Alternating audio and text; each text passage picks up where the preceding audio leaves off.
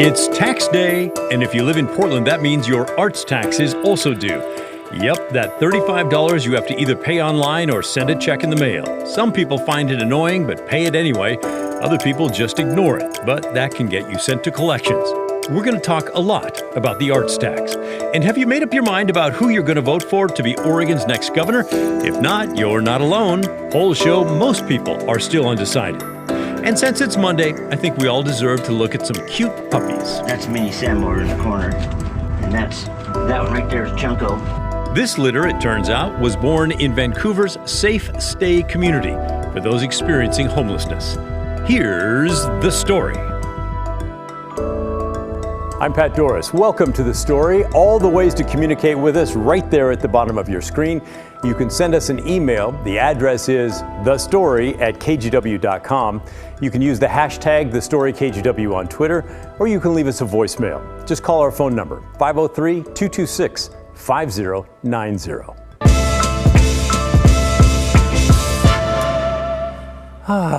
Don't you just love tax day? I know it's our duty as citizens, and it's how the city and county and metro and state and federal government work. We sure are supporting a lot of governments, aren't we? By the way, the reason the deadline is today and not April 15th is because the 15th was the Emancipation Day holiday in Washington, D.C. that commemorates the abolition of slavery in the nation's capital. The federal government in D.C. takes the day off. And since emancipation technically fell on Saturday this year, the feds took Friday off because, well, they're the feds, and you sure don't want to miss a federal holiday. But back to the greater Portland area. This is also the day that Portland residents are forced to pay the much-loved and much-hated arts tax. On the rainy streets of Portland today, I found mostly those who love it were willing to talk on camera. You know, I actually think it's a good thing. I mean, it's not like an excessive tax, and, art is something that should be valued, and I think that that's something I'm more than willing to pay for. Every year I have to pay other taxes, so this one is one of that. I just do it. And support the kids, right? Well, yes, support the kids for the most part. Some background here.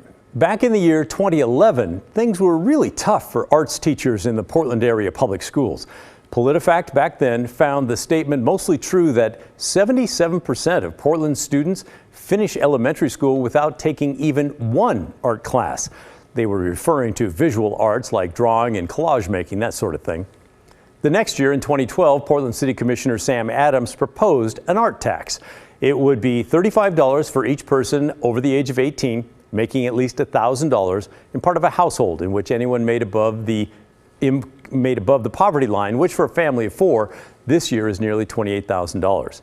Portland is a city that generally does support the arts. I personally believe that arts in our community are essential, and everybody benefits from music, art for kids, art for adults. It's a beautiful way to go through life. If it helps give art to kids and gives more money to that need, I think it's really important for everyone to kind of pitch in. $35? Not a big deal. Not a big deal. All right. Well, Emma, we pointed out last year that the original purpose of the arts tax was to pay for arts teachers in 6 school districts in the city of Portland, and also the big art institutions, including the Oregon Symphony and Portland Center Stage. Supporters thought the tax would raise about $12 million a year. It has not. This is the 10th year, and it raises an average of $10 million a year. Willamette Week also reported the big art institutions don't really like it because the amount fluctuates and everyone thinks they're getting way more money than they actually are.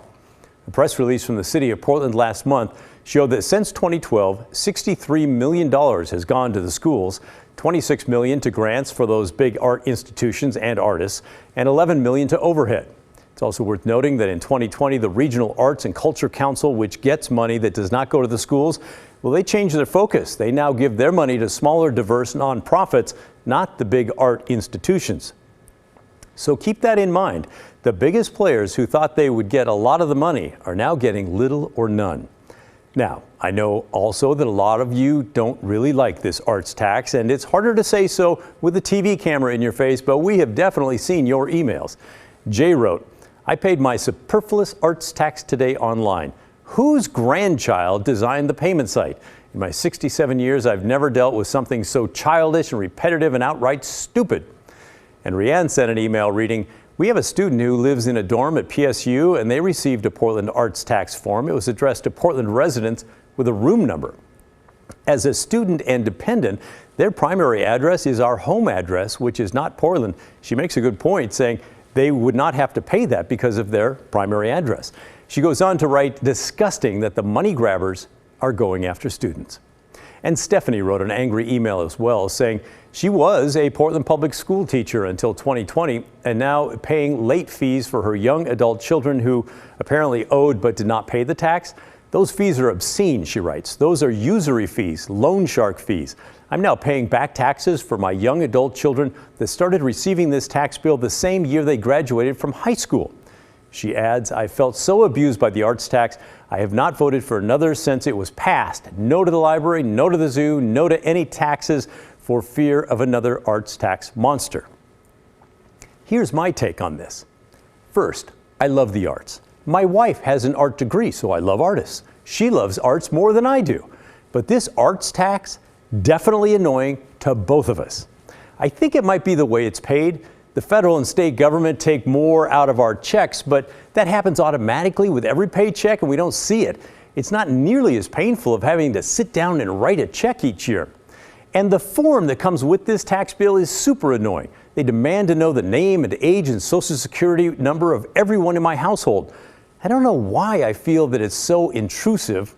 Maybe because it is. Also, I'm annoyed that this is a regressive tax.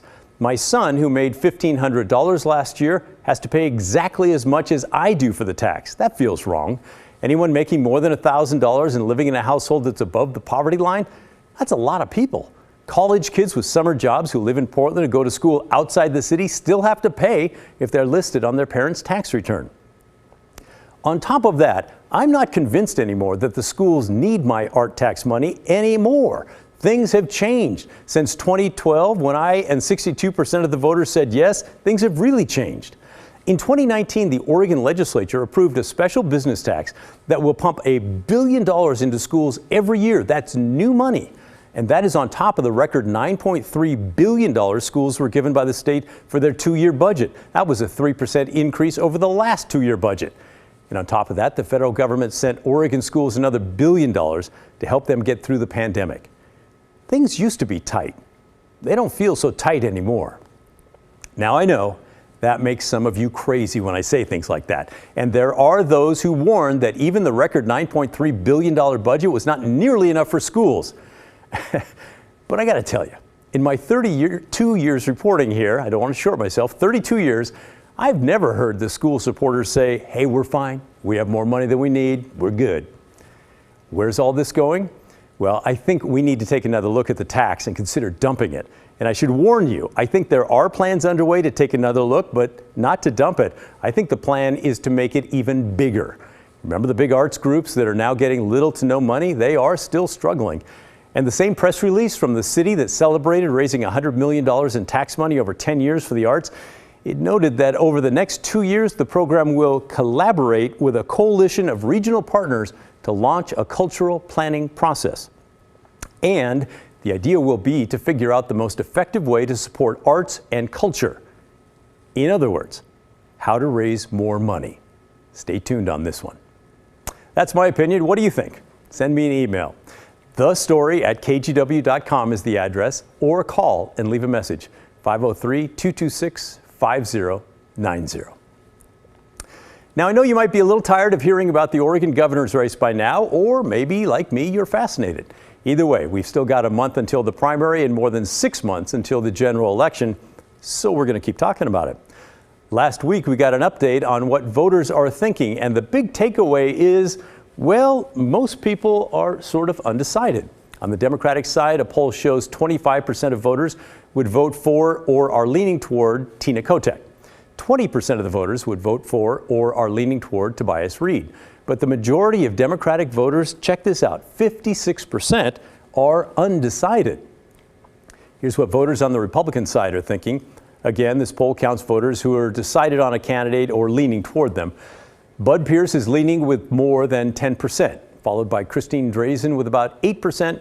3 candidates, Stan Pulliam, Bob Tiernan and Bill Sizemore are tied with about 5% each, but almost 48% of Republican voters are still undecided.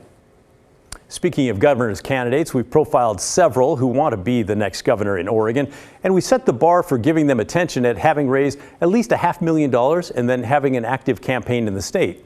We posted the raw interviews for everyone we've talked to so far on our YouTube page, and you should go watch it. I think you'll find that interesting, and I think you'll find them helpful as well. So if you haven't checked it out, you really should. And tonight, I want to introduce you to a new Republican who recently hit the threshold, Jessica Gomez from Medford. Gomez and her husband own a microchip manufacturing company in Southern Oregon. Her childhood is full of struggle and grit, according to her website.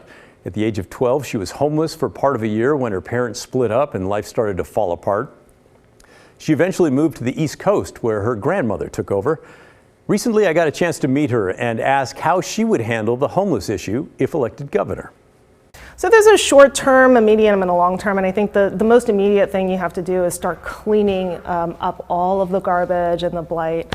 There's a wonderful group that is making headway in this area. It's called We Heart Seattle, and they're doing litter picks, and it's really effective in building that trust, restoring hope to people, and getting building that relationship so that people will accept help. Because right now, what we do is, we'll hand out a flyer and say, if you want help, please, call that number, and it's not effective.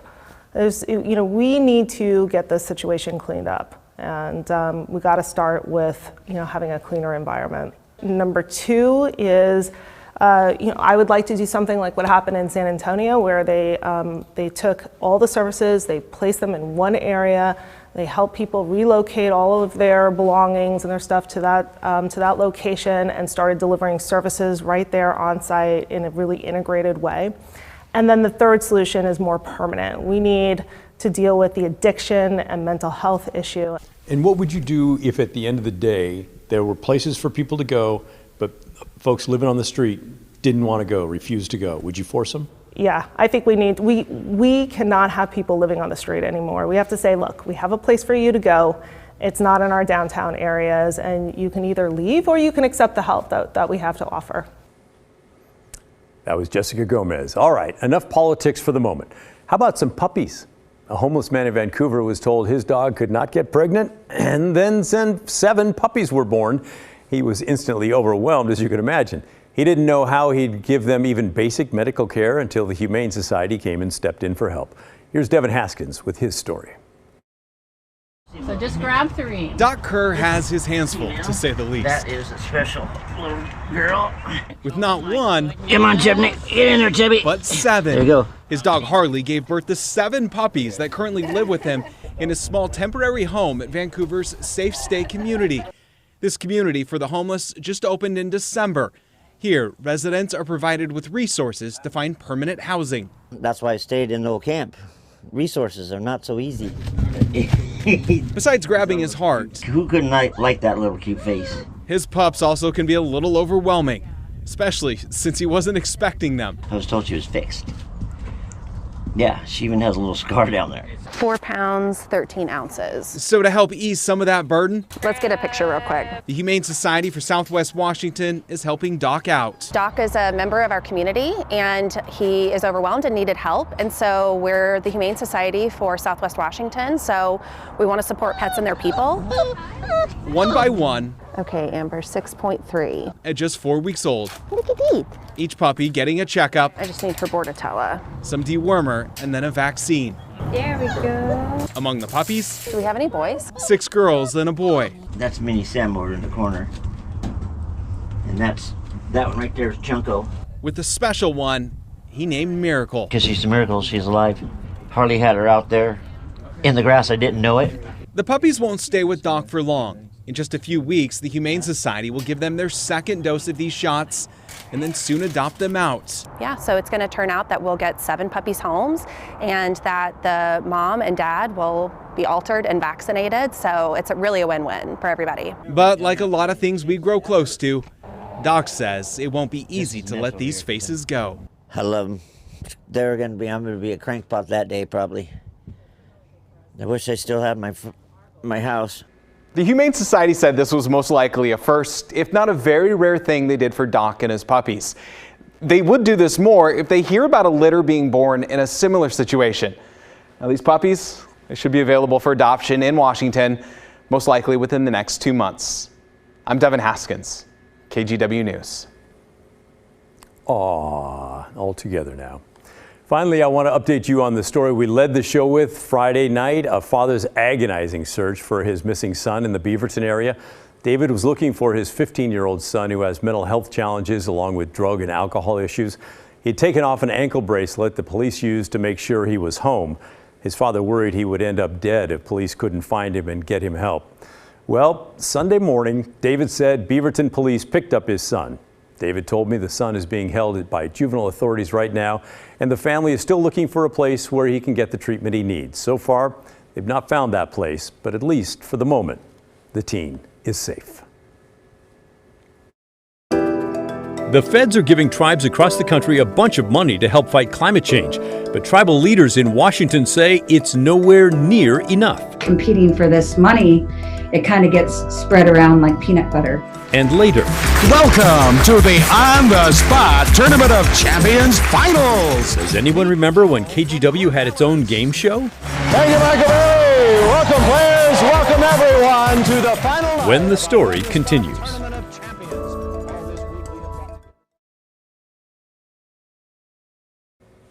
Welcome back. Keep sending your questions and comments to the story at kgw.com or give us a call and leave a voicemail, 503-226-5090. We see a lot of you are pretty fired up over that arts tax. Keep them coming.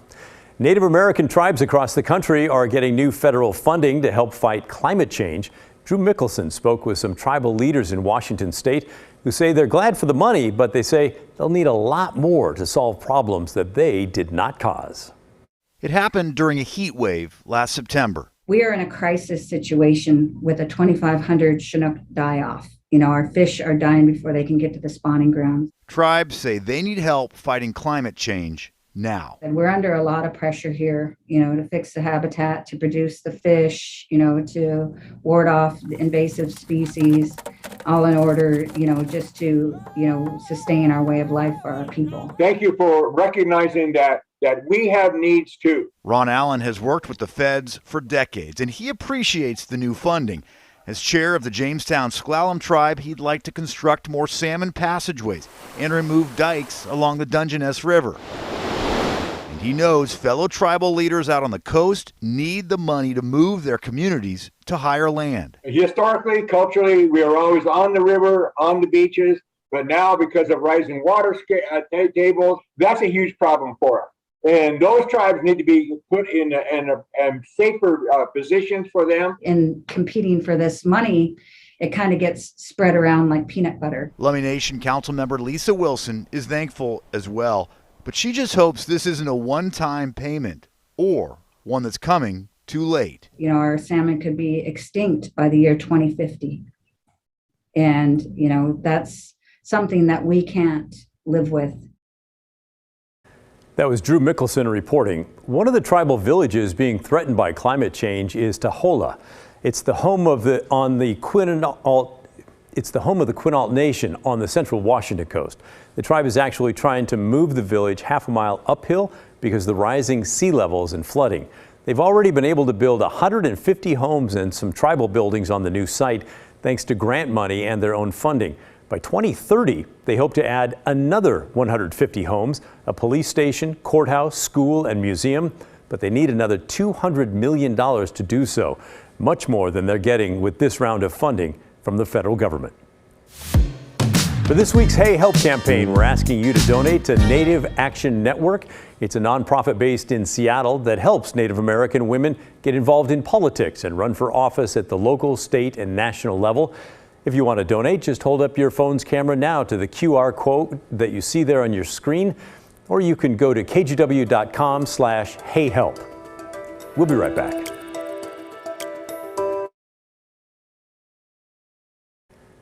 "50 years ago, one of Oregon's most important sporting events happened at the Veterans Memorial Coliseum, but it did not involve any professional sports athletes. It was a high school basketball game between two very different teams, seemingly divided by race. Now a local sports writer and author is taking a look at the impact of what that game meant with a new book. Here's Art Edwards. This story had stuck with me ever since I was a kid. I thought somebody should have made a movie out of it a long time ago because I was about 12, 13 years old at the time. And these guys from Jeff, they were the baddest dudes on the planet as far as I was concerned. Andrew Kaza has written High Contrast, a story of basketball, race, and politics in Oregon, 1972. The game pitted the all-black team from Portland's Jefferson High School against the all-white team from Baker High School. It's a nostalgic story, but at the same time, you can see how the country and Oregon kind of grew up during this period. And I think this game was a big part of that. The Portland Trail Blazers joined the NBA as an expansion team in 1970. They still didn't have much of a hold on fans here, and the game between Jefferson and Baker set a record for the most fans at an indoor sporting event at that time. Likely more than 13,000 people witnessed the game in person. Tony Hobson Sr. was a member of the Jefferson team. I mean, I'm looking around, I see black folks around the court, and the rest of the arena is white. So for us, this is Black America versus white America. Jefferson spent most of the season ranked number 1 in the state. Baker cracked the top 10 a couple of times during the season. Their battle in the final was a contrast in styles. It was a grind. It was a grind. We never could get up more than 3 or 4 points, and I think we only ended up winning, I don't know, maybe by 7. But it was back and forth, a grind the whole time, and it could have gone either way. Jefferson won the game 59-52. Hobson says that even though they were teenagers, the Jefferson players recognized the significance of the game. Coming out of the civil rights movement, so everything was more than just a game for us. And then being a member of that particular team, the only predominantly black team, well, the only all-black team, but the only predominant black high school in the entire state of Oregon, it was always significant. Everywhere we went as black athletes playing against white people. In the book, Kaza says it may have been a battle for the soul of Oregon. The combatants for Jeff and Baker both came away from that game realizing they were part of something pretty huge. And even though one side won and one side lost, that didn't negate from what it meant to everybody that was there. Hobson remembers feeling joy and relief after the win, and also what it meant to his community. We would walk down the streets and we were treated like royalty. I mean, folks would come out of their houses on the porches and clap as we walked by because they were so proud of us having gotten that victory. The book is called High Contrast, a story of basketball, race, and politics in Oregon, 1972. It'll be released in August, and you can find it online at highcontrastbook.com. Keep sending your questions and comments to the story at kgw.com. We'll finish the show with a trip into the KGW vault when the story continues.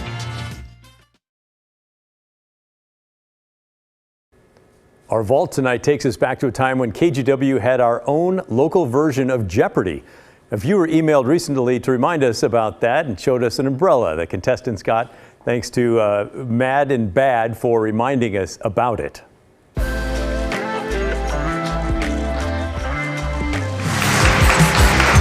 Welcome to the On the Spot Tournament of Champions Finals.